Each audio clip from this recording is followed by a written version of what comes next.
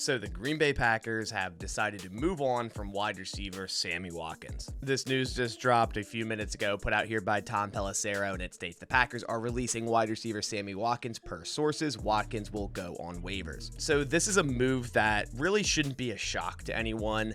Sammy Watkins was signed in the offseason. The Packers were really thin at wide receiver. This was before the draft where they drafted Christian Watson, Romeo Doubs, and Samori Toure. And I understood the idea. You know what? Bring in a veteran to possibly play some snaps across from Allen Lazard, have Randall Cobb in the slot, and that was before you drafted wide receivers, before you knew what they would become, what Christian Watson has become this season so far. So I understood the signing, and I was optimistic. You know, I was thinking, okay, Sammy Watkins might be able to contribute a decent bit. Not saying he was going to do anything crazy, but he could possibly be a decent number 2 wide receiver, and that just has not been the case this year at all. And I know a lot of people in the comments will be like, oh, I told you so. This guy was never going to do anything. He's injury prone and he never does anything anyways. And I get that. But having optimism when your team signs a player isn't a bad thing. You know, obviously it didn't work out and Sammy Watkins really didn't do anything while he was here other than be hurt and then have a couple games with maybe 80, 90 yards. I think there's only one game where he had 90 plus yards against the Bears there in week 2, I believe it was. But outside of that, the only thing he really did was run block well. When he was on the field, he did run block well. Other than that, not much else. And this release just makes sense. With this week, Romeo Doubs is returning from injury. They really don't have a need for Sammy Watkins on this roster. I'm hoping this means Samori Toure might get some more snaps moving forward. But if we look at Sammy Watkins' snap count over the season, his highest snap count was in week 9 against the Lions at 81%, the week Romeo Doubs got hurt on the first play of the game.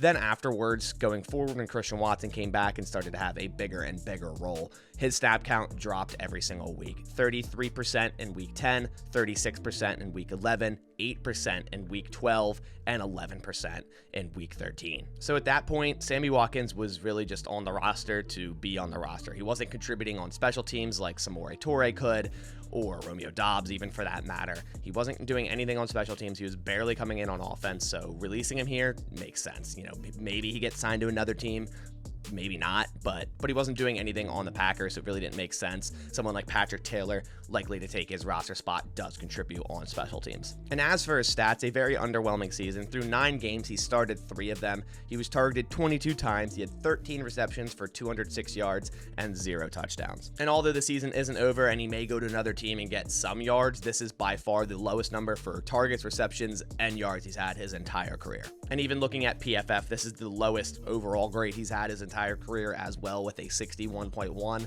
The lowest receiving grade he's had his entire career, also with a 61.1, and his second lowest drop grade with a 47.7. So yeah, the Sammy Watkins signing definitely did not work out.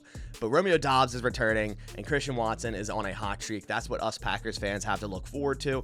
Sammy Watkins was kind of that bridge wide receiver that played half the year until Christian Watson was on the same page as the offense and Romeo Doubs returned from injury, and that's pretty much all that was. And in terms of what they paid him, it was only $350,000 guaranteed, and then of course all the game checks to games he did play. So the Packers really don't lose much cutting Sammy Watkins here. I believe they actually save more off the cap cutting him here as well. But that about does it for this video. If you are new here and want more Packers news, analysis, and updates, go down, hit that subscribe button. It supports my channel a ton. But I'll catch you on the next one. Thanks for watching, and as always, go Packers.